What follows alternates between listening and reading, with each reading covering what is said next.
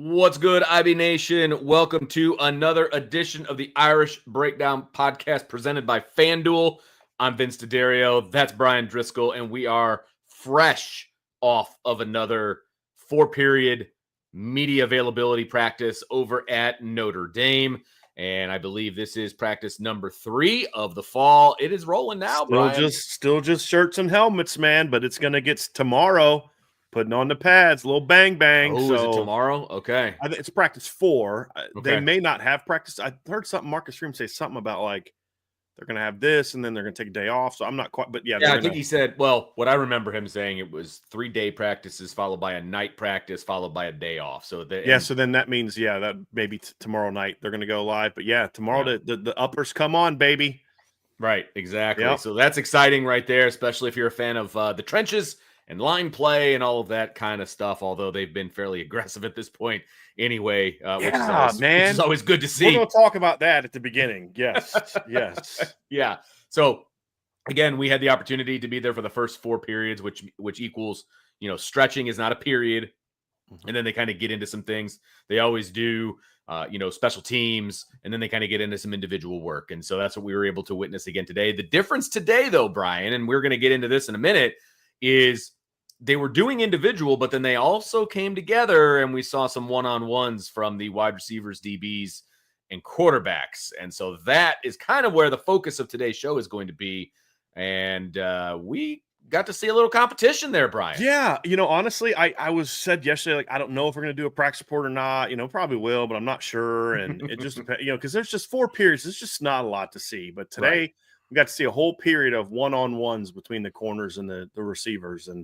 And that was really good. So that, spend a lot of time there, and then we'll get into some other overall stuff that we saw. But before we get into that, Vince, I got to tell you, we said it day one about the O-line and the D-line, and we saw it again today in the one-on-ones.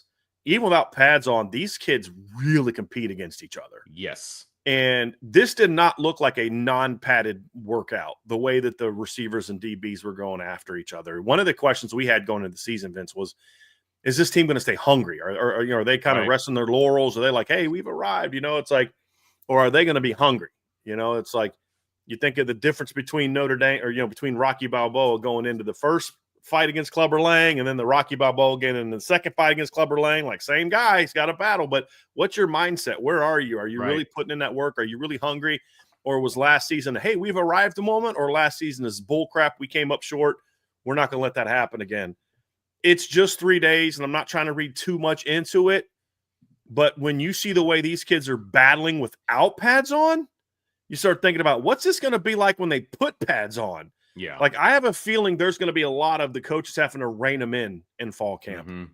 And just like, all right, let's take it back a second on this one, because we're going way too hard against each other. And I think that's a small taste, a small glimpse into what I think backs up what we've heard this summer about how these kids are attacking this season. That it's not a, hey man, like when I watched Leonard Moore battle, and it was just 1 rep, right? So again, I'm reading a little bit into 1 rep, being honest.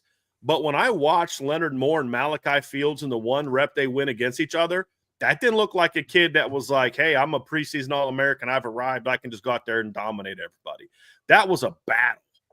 And just the way that the DBs go about drills, the way that linebackers attack hitting a bag, watching the D linemen just get on the sled, and you're like, the sleds are stationary at Notre Dame, so I guess they're not really sleds, but like they're like built into the ground, like you don't move them, because like I coached 1AA D3, you coached high school. I mean, our sleds are like, okay, let's turn it this way, let's turn it that way, because they're moving, and the coaches go for a ride on those things. These are built into the ground, and they are rocking the sleds. And, like Joe Rudolph, again, I'm on the far side of the field, and I'm hearing Joe Rudolph down there just barking at his O-lineman, going down there watching them get after it. And you're like, boy, there's some intensity. And they're not like running around like crazy, but there's a noticeable intensity that we see in the limited periods we've seen in the last 2 days. And it backs up what we saw the whole first day. Because I know you talked about that after the first practice, Vince. There's an intensity and not a lot of yapping and trash talking. Like, that's not it's focus and intensity and getting after it in between in reps was noticeable. And I will take it a step further in that I mentioned how the first period, a lot of times it's some sort of a special team, drill, and they were working today on the gunners. Basically, they were working on how the gunners come down in a drill that kind of has them working with the gunners, and there's even competition for those positions. So it's the guys who are the true freshmen who are athletic and fast, and it's the walk-ons who have been in the program for a little while. These kids are competing for jobs, man. And we're not just talking about competing for starting offense and starting defense. These kids are competing for starting spots on special teams too. And so that intensity comes right over to special teams. And these kids were getting after it, trying to unseat who may or may not be a starting gunner on the punt team. You know what I mean? And so that was actually way more interesting to watch than it usually is when it comes to kind of very specified special teams drills. These gunners were getting after it, man. And it was kind of fun to watch. Some of these freshmen were becoming a little humbled by some of these walk-ons that have been around for a minute. You know what I mean? Because they were a little bigger and a little stronger, So it was really good to see. And so that just kind of echoes to the point that they're not just competing for the starting jobs on offense and defense. It's across the board. These kids are competing to get on the field, and they're competing to contribute to this team. And it's fun to watch. Even though we only get 4 periods, we saw a lot of competition taking place for sure. Yeah, just a lot of intensity, and it's just a good sign. Now, Vince, we want to see this when we get out there. The same thing on the fifth. Well, I don't know when can't say when but like the 5th, 6th, we get to 5, right? We get to 5. I think so. But when we get out to the 5th practice, which is kind of middle of fall camp, I want to see that same thing. Right. Absolutely. And that's going to be the key. Is like, it's good that it's this early juice when you're fresh, but you want to have this when we get to see practice number 4, which is I think next weekend we'll get at. Yeah. Then we'll get that other practice the week at, like kind of about a week after that. When we see that, if we're still seeing these same early signs, that's going to be really good sign for where this football team is at. But like, we can dive into the one-on-ones and kind of go through each rep.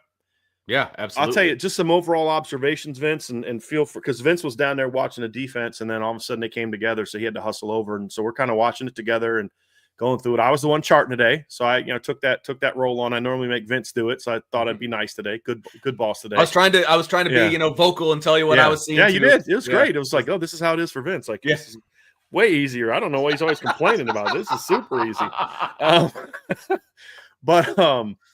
But just a couple overall observations. Again, we liked the I liked the battle.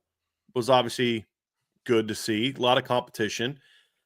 I think that I was pleased, Vince, big pictures. It wasn't a drill that the defense dominated. It was back and forth. There were some clear wins by the defense. There were some clear wins by the offense. The windows for the quarterbacks, even on reps where they win, were small. There were some balls that I thought that both CJ Carr and Kenny Minchie threw that you're like, dude, because like, look, you're going to have more incompletions in a one-on-one against a good secondary because you don't not throw the ball. And this can actually be good drills for a quarterback if you teach it correctly, which is don't just throw it and get it picked off easily. Try and put it somewhere where that guy's got a chance to make a play. So like there was a play where, Kenny and CJ each actually had one of these where they threw a stop route. And it's just blanketed, just no chance. But they both like threw the ball outside and a little bit low, which made it a little harder for the DB to get hands on it as opposed to just trying to hit the guy in the chest because like, oh, he's covered, just whatever, and then getting it picked off. Those are good lessons for the quarterbacks also. And there weren't a whole lot of open guys. And that's something I got to see. So I think this was a great period for them. They were getting a lot of work in. We'll go through each rep, kind of talk through each rep. But I thought this was really good work, but I love the fact that you got, and this is just receivers and DBs or corners. Right. There's no safeties involved, no running backs, no tight ends, just receivers and corners. And general impression of the receivers, as I wrote my thing out, and somebody actually, I think John A1 talked about it in his response to my practice report. It was a good observation by John, was a lot of comments in there from you, Brian, about how well they did getting off the line. And that's absolutely true. A lot of good releases from the receivers today. And you saw him down there. So like there was one rep who ran it. It was I think it was one of the young guys. It was Logan Sante beat Ben Minnick on a slant route. And he widened him out and then broke inside, beat him inside. Like, whoop. It was such a great route, knocked my hat off. But he worked outside, beat him outside, widened him, and then snapped underneath and beat him inside. Vince, they were doing that same exact drill in pre-practice or in Indy before they did this, where the coaches got there, and I wish I had pads on my shoulder. They had those big, long pads. Those ones that come to like a point almost. When I was doing that against my receivers and when I was didn't have that. I was getting hammered. But they're doing it, and they're working on pressing them outside, then using your outside arm to get those hands off and then beat them inside on the slant. Widen and then get under. You get out there and Logan Sante executes that exact technique to beat Ben Minnick. And you're like, this is why you practice football-specific drills. Mm-hmm. At no point in time did I see a receiver stand there on one foot and then jump on the other foot and then go run a route. There was none of that in drills today or in the thing. It was work on football stuff. And you saw that today. And then you see the same thing from the DB, staying in phase. Mm-hmm. Don't get too high. And then when they run that stop route, you run by them. It was staying in phase, and then boom, you're all over the stop cut. So to see the things they're doing in drills the last couple days, then work into them getting wins on certain drills at both positions is like, that's what good coaching is about. So I thought that's helped the receivers, but their ability to win off the line was one of the things that I noticed, seeing more of that against this secondary than we saw early in fall camp last year. Yeah, that was clearly been a point of emphasis with this offensive coaching staff and Mike Brown. For me, the big overarching thing that I saw today, and this is a general comment about kind of everything that we saw, was that there's for the last few years there has been an elite corner who does his elite things all the time. You know what I mean? Whether it's a Ben Morrison or whatever the case may be. Today for me was way more depth defensively in the one-on-ones because the defense was just sticky today.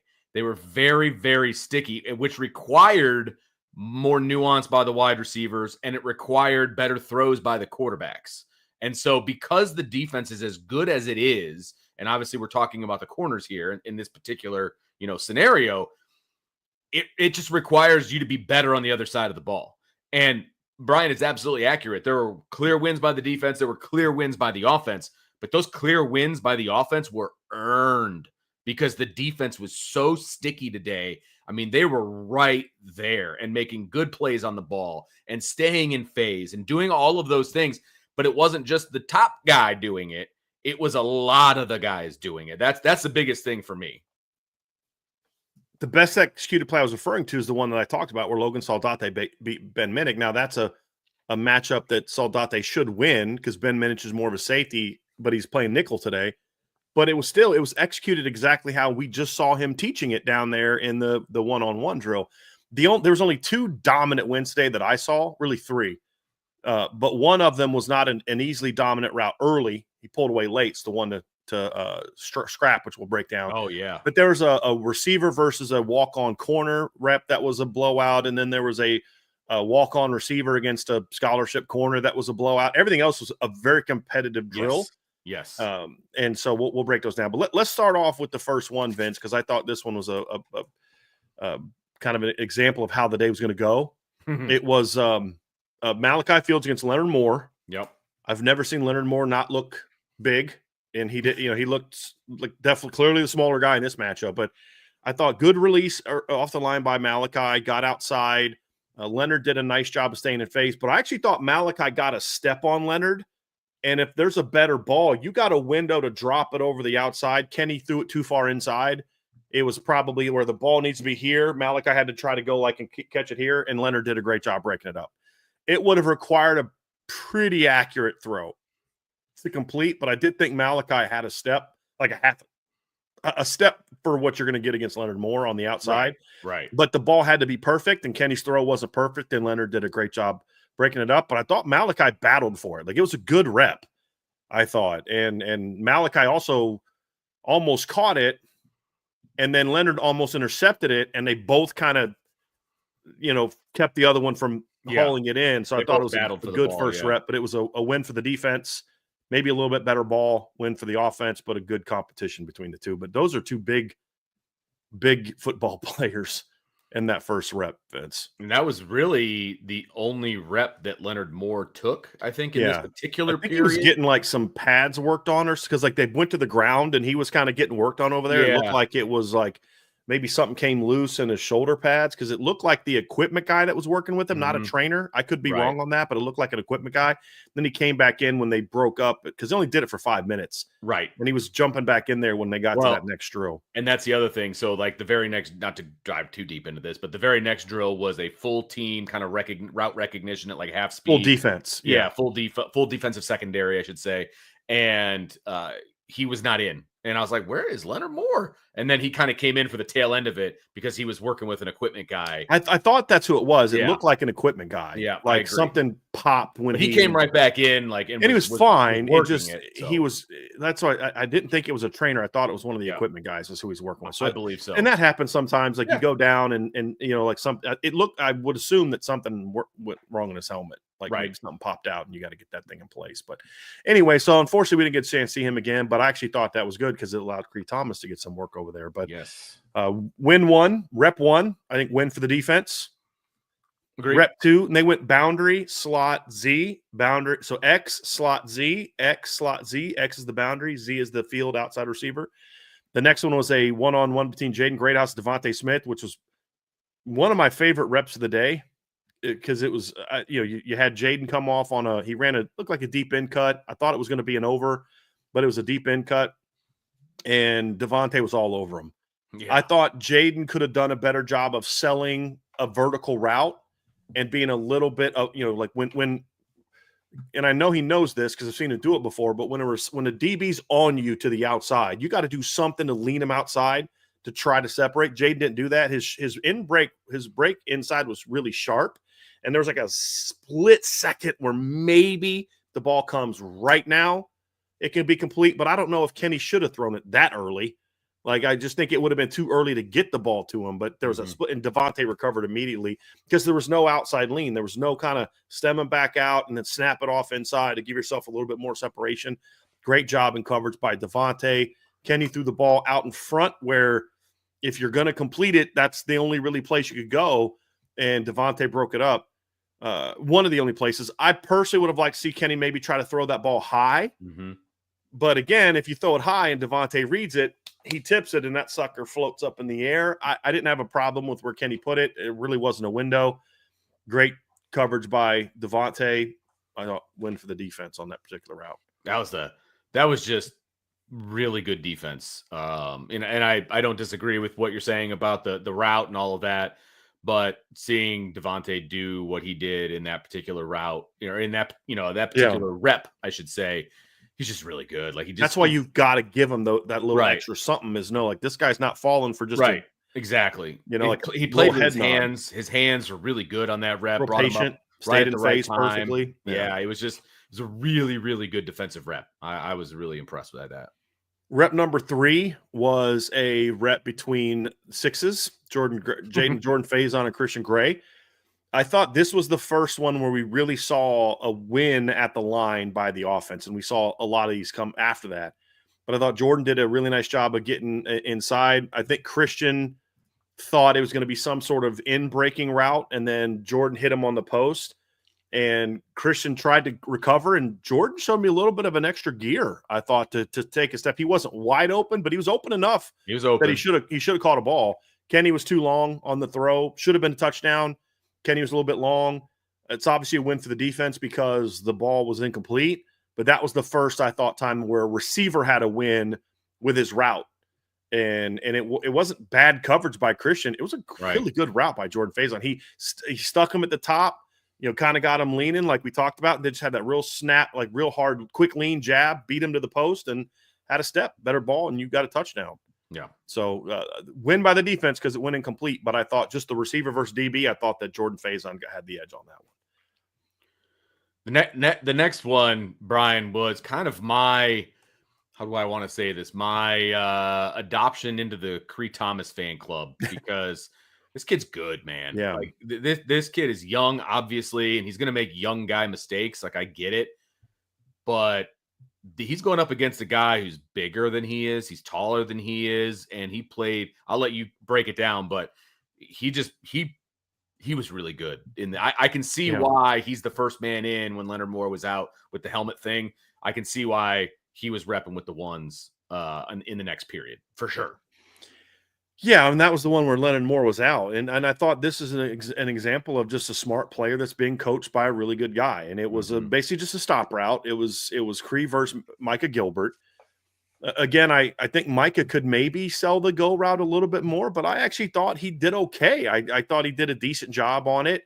It's just Cree did a great job of staying in phase, keeping and in this instance, staying in phases. You want to be slightly on that backside hip, where the receiver's just right in front of you on your front hip, because what you want to do is, obviously, if you play the post or you play a deep route, you're right inside of it, which forces the ball to have to go over the top. But if they do any kind of stop or comeback, you're reading it, you're seeing their hip movement, and you're able to kind of stay on them and run that route.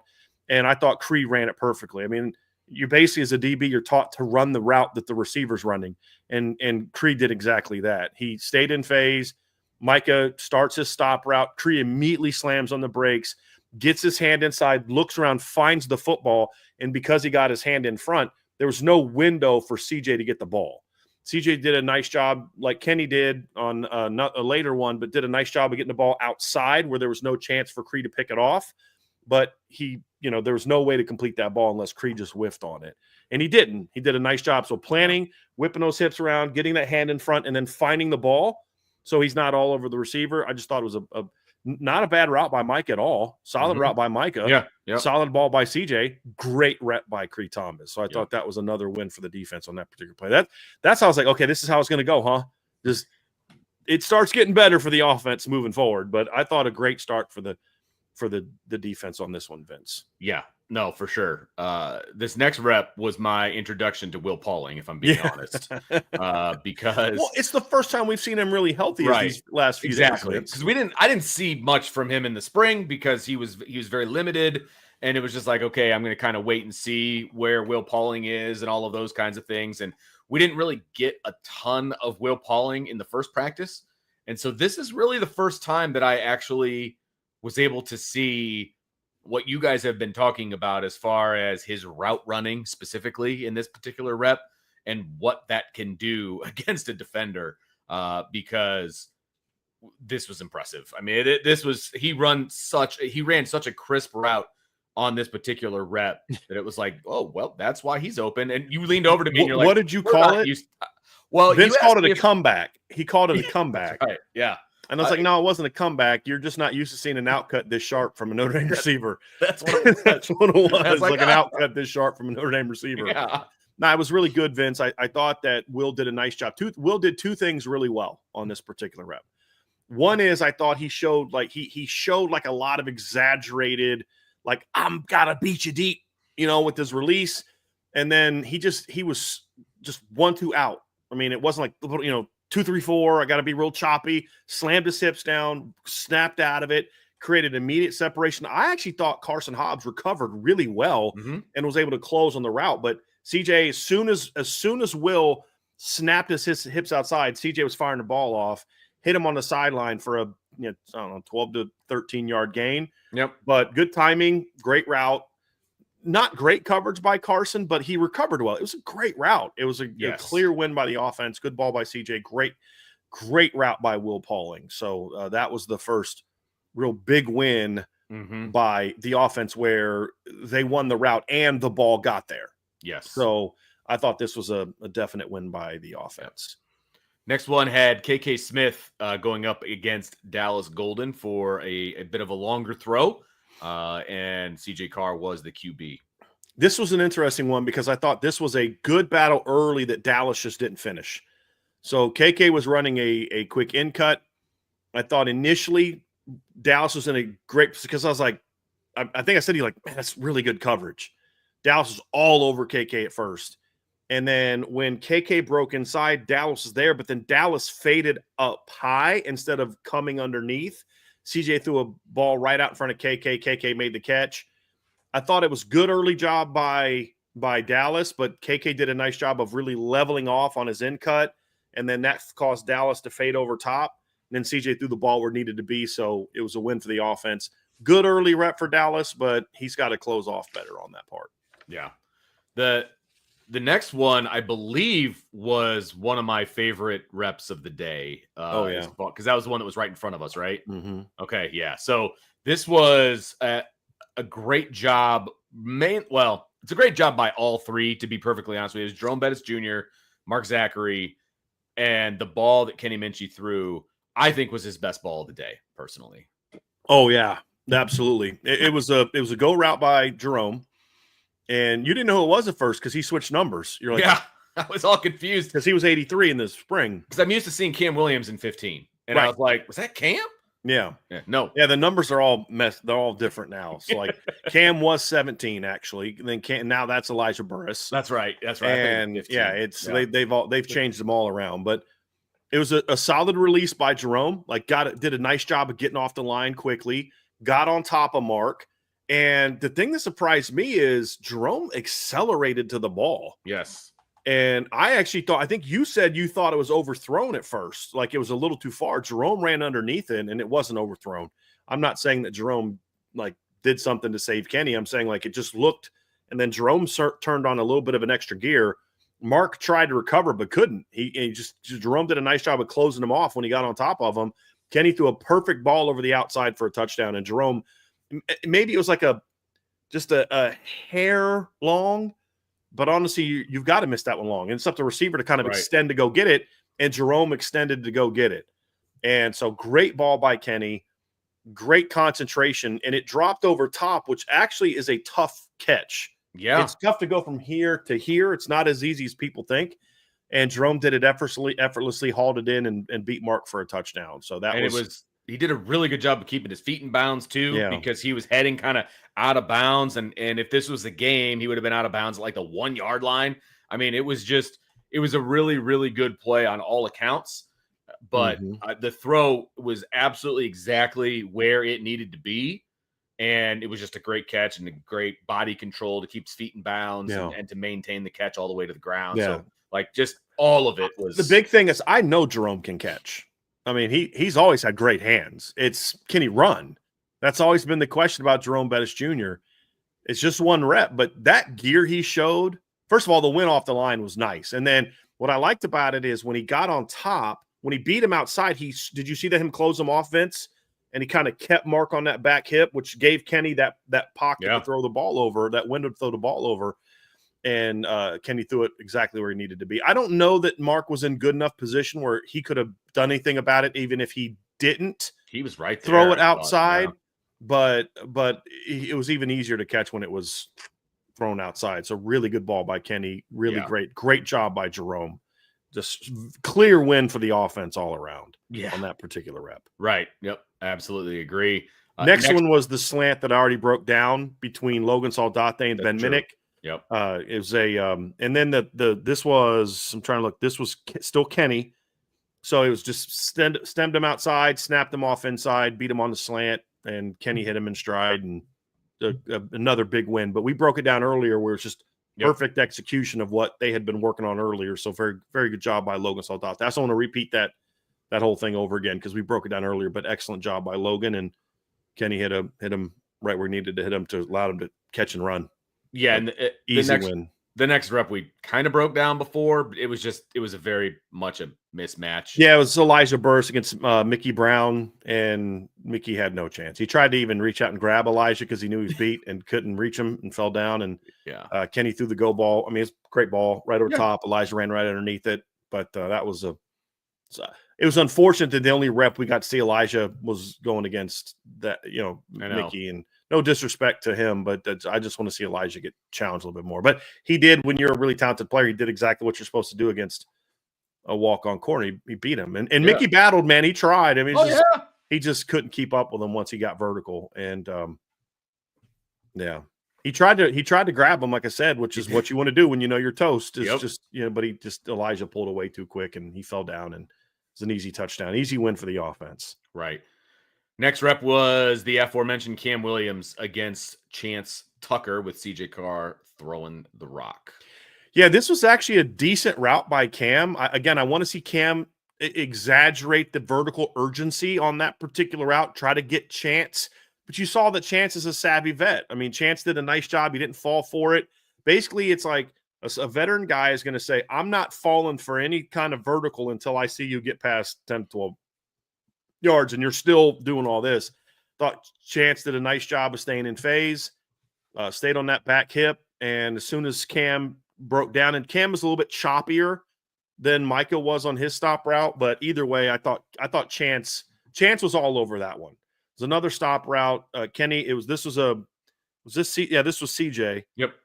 Threw the ball outside, just put it where it wasn't going to get picked, and that was the only thing you could do on that particular play. Is a great job by Chance. So a win for the defense on this one. Yeah. And again, some of these where the defense is winning is a ball where the quarterback probably wouldn't go there in the first place. 100%. It's a one-on-one. I mean, you throw it. That's a good learning experience for a quarterback. Yes. It's like, look, where can you throw this ball? What they're going to learn, a comeback is a little easier to complete in that situation because you can throw it low and away, and you're already working towards the sideline. So you can go down and get it. These were stop routes, so these are inside cuts, and there's not a lot they can do. Now, what I do want to see from both Micah and Cam is work downhill back outside in that instance, but both throws were, I think CJ threw the first two.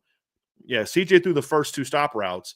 He gets the ball out so quickly that they can't work outside, which is good because if you try to throw late on a stop route, that corner is going to step in front of it and pick it off. Correct. But if in a non one-on-one situation, you run that stop, that guy's on you, you work outside towards the sideline because you got something else coming that you're working towards. You didn't get that kind of thing in a one-on-one just because the ball's either coming or it's not, and it's a good win by the defense.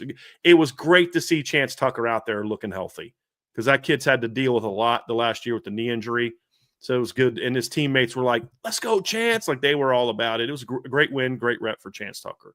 It's just, I love that kid. It was just nice to see him out there battling and get some wins. Yeah, for sure. Next rep was Scrap Richardson and Ben Minnick, and it was right in front of us again. One that I thought CJ Carr out threw Scrap Richardson, and Scrap Richardson looked at me and said, no, you can't overthrow me. I got this.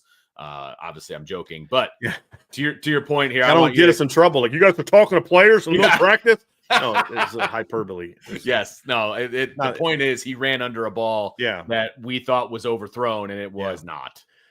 So this rep, looked like it was a deep over route.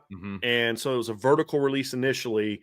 And I thought Ben Minnick did an okay job with the jam, the reroute, and Scrap was trying to battle. And then when Scrap cut inside, he just accelerated away from Ben. And I don't think Ben thought he had a chance to catch it, but CJ threw it out and we're like, oh, that's incomplete.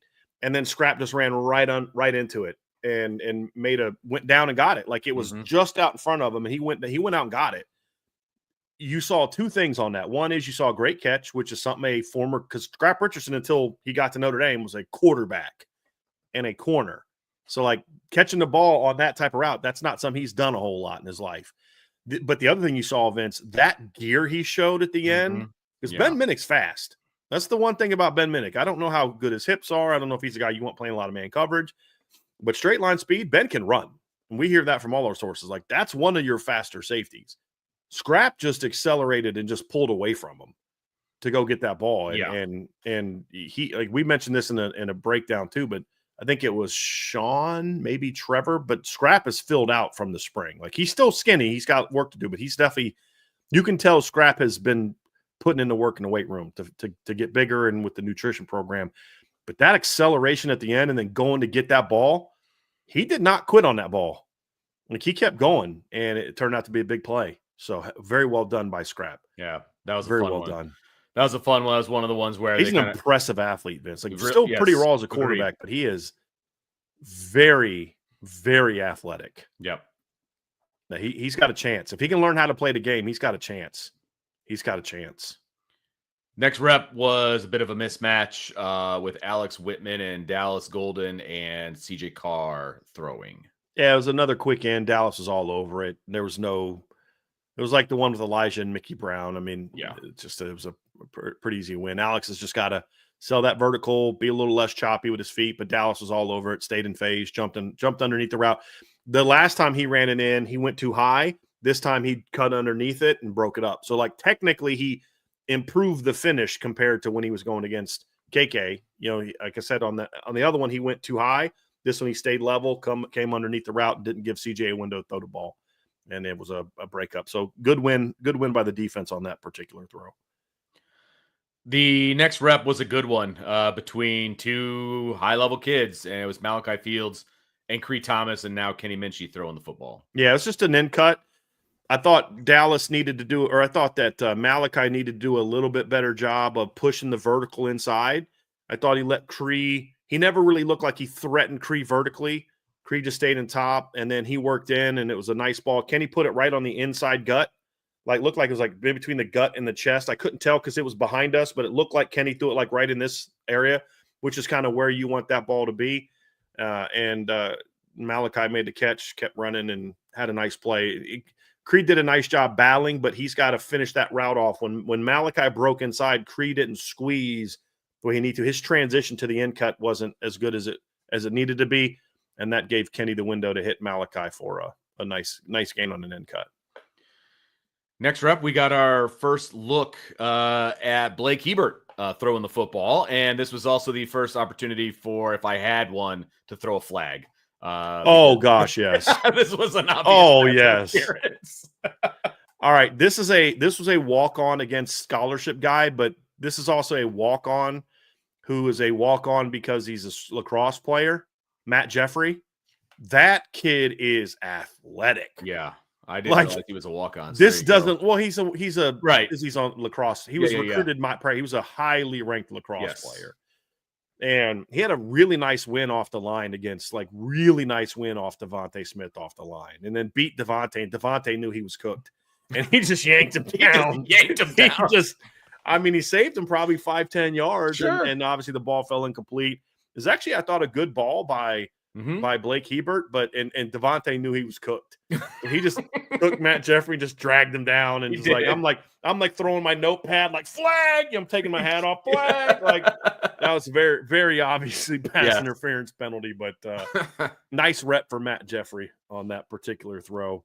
For sure. Yeah. For sure. Yeah. The next rep was another Hebert throw, and it was Xavier Southall and Dallas Golden. Yeah, it was Xavier ran it was a slant route, and Xavier executed it just how we had seen it earlier. Dallas was in man coverage. Xavier stemmed him outside, snapped underneath, and Dallas didn't do a good job of closing on him, and Blake was able to hit him on a slant route. It was a very well executed route, very similar to what we saw from Logan Sante earlier. You taking what you're coached. You got man coverage on a slant route. There's two ways to beat man coverage on a slant route, and it just depends on how you're running it and where you're running it in this particular play. You can just, like, if they're playing you kind of head up and you think you can win inside, then lean them back out and then snap them out. The other way is if they're going to stay in high phase off of you, then you lean them outside and then snap underneath them. On this particular one, Xavier did I keep wanting to call him corny, because that's his dad. Because especially now he's wearing number 31. I keep wanting to say corny Southall. Nope, Xavier. Sorry, Xavier. Leaned him out. Dallas stayed in high phase, and then did it again. Xavier did a really nice job of coming up, but then coming underneath and staying level. So if you come underneath and drift up vertically, then the corner can kind of undercut you and get in front of the ball. Xavier did a really nice job of staying level out of his break, because it was an outside slant, I believe. And on an outside slant, you can stay level because that inside slant will clear out, or you're going to have some kind of vertical, a slot fade, because Notre Dame will run that slant, that level slant underneath. Sometimes it even looks like an under route, but they'll run that out of their slot fade look because you're clearing out that flat defender. So you've got that room to work inside. I thought Xavier did a really nice job of staying level, giving him that back, because if you can beat the guy on your transition and then stay level, you've got him behind you. Now the only chance he has is to come through you. As long as the quarterback throws the ball where it's supposed to go. Blake threw a perfect ball. Xavier made the catch, and he was able to get the win against Dallas. So what I loved about those last 2 reps, it just speaks to this team's athleticism. They were both wins by walk-ons. Now you're kind of like, well, hold on a second. You're starting nickel and your talented freshman got beat. And I'm like, but yeah, these are pretty decent football athletes that they're getting beat by. Yeah. There are some technical things they'll both be able to fix, but I just don't think Devontae Smith. I think Devontae Smith saw a walk-on in front of him and was thinking, I got this. And he's like, holy crap, this walk-on's really athletic. And he's an elite lacrosse player. And he just cooked me. You know what I mean? Where I think with Dallas, it was more of a nice job by Xavier. But I think part of it was just, that's a technical lesson that Dallas is going to have to learn. And I just thought it was good win, and good ball by Blake Hebert. And then last 2 were with CJ Carr, quarterback. Yes, sir. Yep. The second to last rep of the day for us, Micah Gilbert and Mark Zachary. This was a really good route by Micah Gilbert, and Agreed.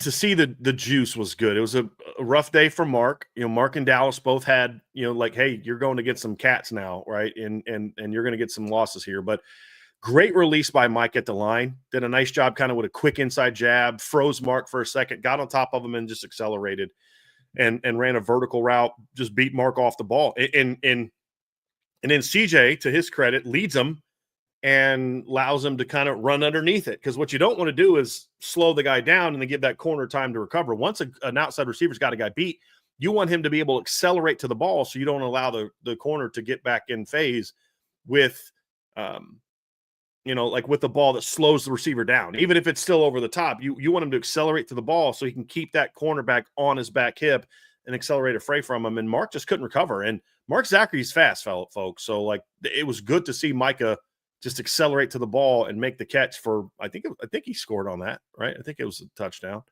So great ball by CJ, but really, really good route by Micah to get that win. But that's the thing, is like, you've got to have those kind of releases if you're going to get open against these DBs. Yeah. And every single time we're talking about a win, it's never like, what a garbage job by the defender outside of like the one, the play to Devontae. But then Devontae was all over Jaden Greathouse earlier. Right. So I really think he kind of went into that thinking like, maybe, you'll learn quick. Like, any of these receivers can, for the most part can beat you. But great route by Micah and great ball by CJ. Yeah, for sure.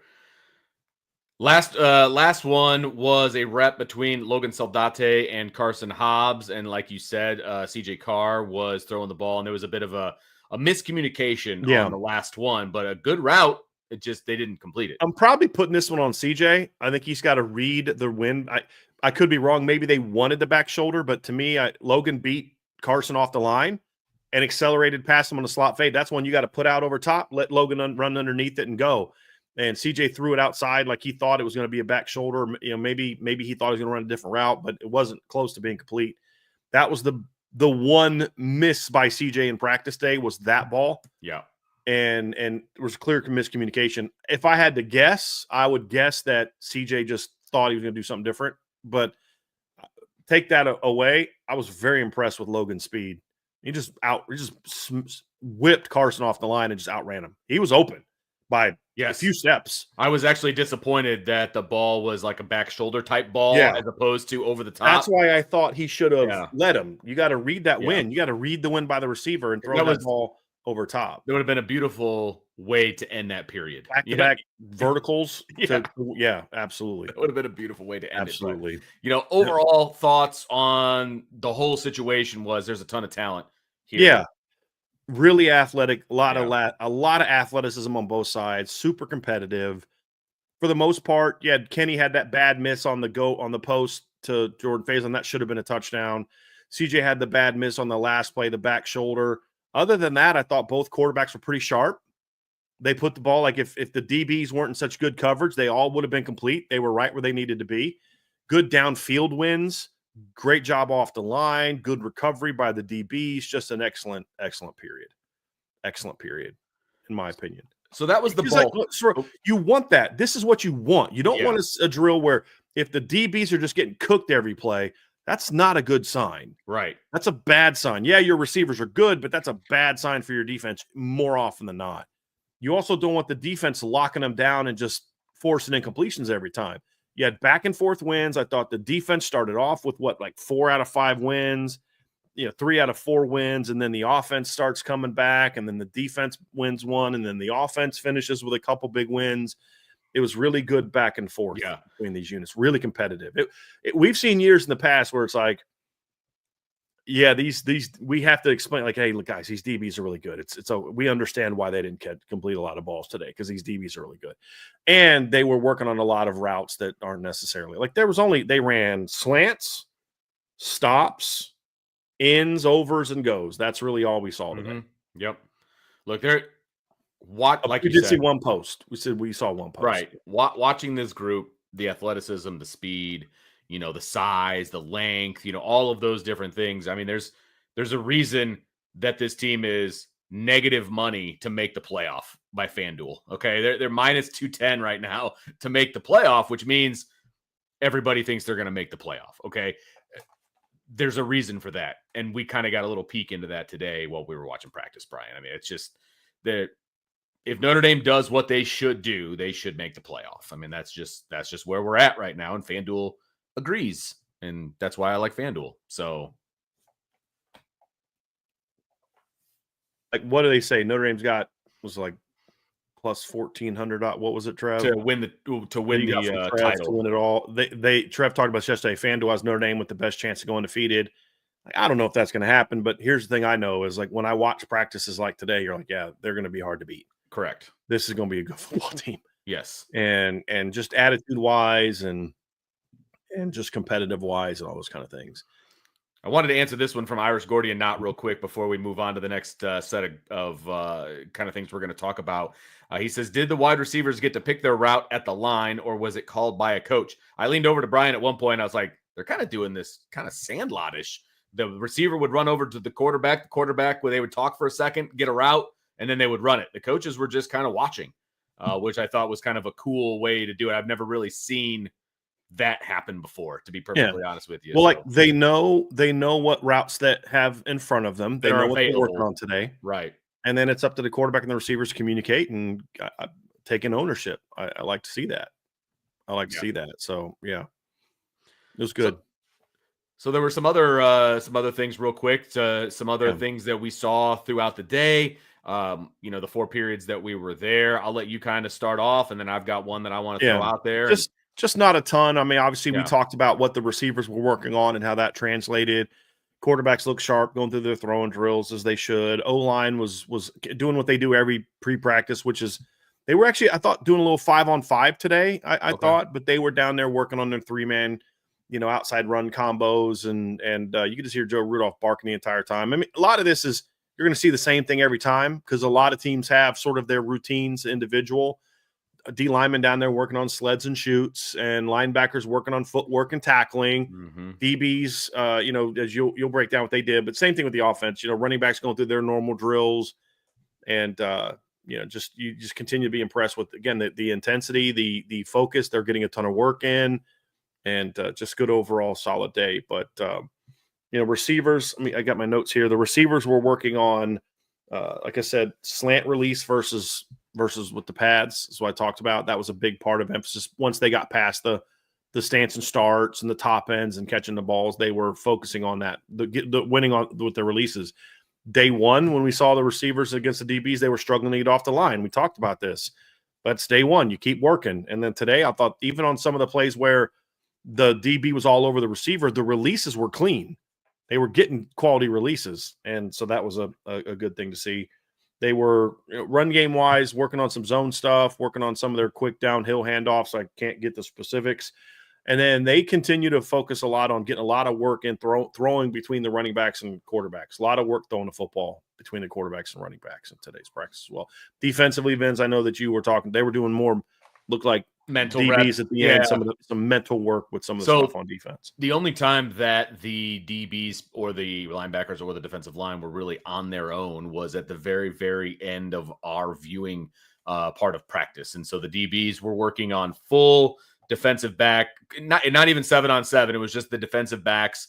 And then kind of the second team was running offense, and they were just kind of running routes, and it was recognition at about half speed, that kind of a thing. And then they would flip flop and then the walk-ons would run the routes, and the second team would be playing defense. And so it was just route rec is really what it was. Route recognition is really all that they were doing. When they were doing individual earlier, it was a tackling circuit, and they would rotate around the defensive end or the defensive line, the linebackers, the DBs. There's 3 different groups, and they would rotate around to 3 different stations, and they would do some different tackling drills and things like that. It's kind of a staple for the defense early on in practice. They run through this gauntlet of tackling drills, and then they kind of get off and do their own thing. Normally, the DBs start doing drill work, but they went over and did the one-on-ones with the wide receivers. And then when they came back, they were doing route recognition. So that's kind of what they were up to. And then I was over on the other side of the field with the defense. And one thing I noticed was Jordan Botelho and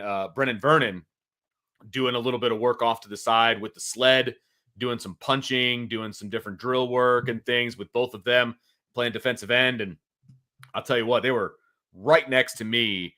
And it was just like, oh my goodness, these humans are massive. Yeah. Brennan Vernon's put on a ton of weight. Brennan Vernon is a big dude in all ways, height, width, and he looks good. He carries it really, really well. Obviously this is a big camp for him to try to find his way into the rotation and things like that. But he was getting some extra work in off to the side today. And so I just wanted to throw that out there, but they both looked really good with their get off and their punch and everything else that the 2 of them were doing. So that was kind of fun to watch. Yeah, it was. Somebody asked in the chat, Jacob Watson asked, which QB seems to be looking better? In my analysis on the board, I said that I thought, and Jacob, you're a member, so I said I thought CJ looked slightly better than Kenny in the one-on-one period. It doesn't really matter, big picture. You don't make quarterback decisions based off one-on-ones, but slightly better. I thought they both threw the ball well. I thought they both had one big miss. They were both pretty accurate with their ball placement the rest of the practice.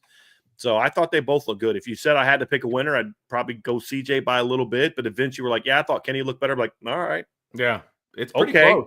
They both look good. But that's what you expect. They both can sling the pill, man. Like they both have really big arms and really good arms. So in a drill like this, where there's no read, no defense, I expect them to be on the money on most of their throws. And they were both, like I said, they both had one big miss. CJ needs to, read that slot fade better and get it to where it needs to go to. Kenny's got to hit that post. That's a touchdown, missed touchdown opportunity, especially when you're talking about getting ready to go play Miami. And I think, what was it, Vince? What was the pick number for the Miami game? Notre Dame, I know, is favored. What was it? Oh, yeah. Minus 128. Yeah. On FanDuel. But look, you want to go down there and win that game. You can't. I started seeing that miss. I'm like, I'm having like Brandon Wimbush, Equinemi St. Brown flashbacks of Brandon missing that post route on that first drive. That was a big momentum moment. And so, but like that's one throw. He also hit a go ball perfectly later for a touchdown. CJ hit another couple deep balls for big plays, but they both had that one miss. But overall, I thought both of them were really sharp. Both of them threw with good timing. Yeah. They weren't late, but you expect that from really talented players in one-on-ones. It was one-on-one. So it's not like, hey, I think CJ's moved into the lead for the starting quarterback job because he looked slightly better in one-on-ones. Like that's how I expected those 2 talented quarterbacks to look in that drill, and they looked good. And it was a great work by those units, by those 2 guys. I will say that the interesting part of all these FanDuel numbers is the over-under is set at 53.5. So FanDuel's expecting some points to be scored in that first game, unlike last year's opening game where it took till the second half to get a touchdown. So they're expecting some points to be scored in this first game. That's for sure. I think Notre Dame, there's only 3 total touchdowns that entire game, right? I think so. Yeah. It was 6 at halftime. Jadarian had his long run, and then Jeremiah had his long run to ice it. And then A&M had that run by, was it Le'Veon Moss that had that? It was to make it 13-13. Yeah, that's right. Yep. So it's 3 touchdowns. Yeah, and the rest were all field goals. Yeah, I think it was Le'Veon that ran that in. If I could be drawing a blank here, Vince, but I thought it was a nice sustained drive, and they just kind of punched it in. Fourth quarter, because we were talking about like we thought that it was Le'Veon ran it in from 1 yard, made it 13-13. Because we thought that like they were starting to lean on Notre Dame a little bit at that point in time. That was a good drive. It wasn't like any big plays. It was 10 plays, 65 yards, and it was a just leaned on them drive, and then Notre Dame answered with love. It was really the only good drive A&M had all day. Right. Yes. Agreed. Agreed. But then Notre Dame answered with the love touchdown, and then the field goal to absolutely ice it. So after Christian Gray's big 4th down pass breakup, he should have housed. Should have picked that. They hit him right in the chest. Yeah, but that's okay. But other than that, Vince, good day work. This would have been a much shorter story or show if they didn't have the one-on-one. So it's kind of cool to be able to break those down. Yeah, right. And give people a little bit of a rundown of what we saw there. So no doubt. Good day of work. Good day of work. Appreciate everybody hanging out. Another with beautiful day, by the way. Oh Vince. my gosh. It was warm. It was sunny, but it wasn't like blistering. Like you remember what was that one year we were down in Culver and it was just like it's like 1,000 degrees. Oh my gosh, surface of the sun. It was real heavy. Yeah. It was awful. It was definitely not that today, man. It was a beautiful day today. Beautiful day today. Yeah, no, it was great. So we appreciate you guys hanging out with us on a Saturday for a special show. Again, if you don't hit that notification bell, you'll never know when we're coming on at an unscheduled time. So you got to hit that notification bell, throw us a like.